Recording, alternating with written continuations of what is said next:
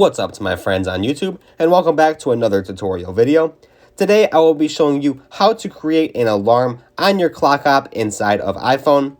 Luckily, this is a great feature that is on iPhone, and I've completely ditched my alarm clock ever since I've discovered this and gotten an iPhone and have been able to use it. It just functions just like any normal alarm clock would. You just click on it, and you could just have it set to whatever time you want, and it'll just continue ringing until you put it off, and you could also snooze along with a variety of different features.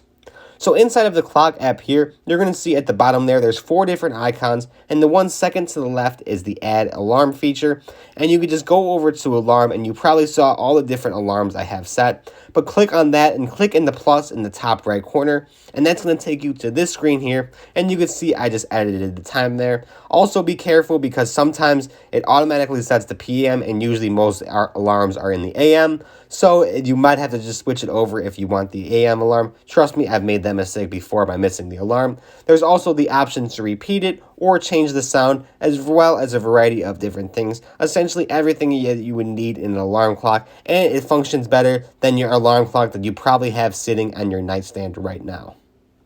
That's pretty much all there is to it though. It's quite simple. You could also see that there are the sliders to turn it on and off. Again, if you want to turn it off, it's going to turn off automatically once you turn it off unless you have the repeating feature.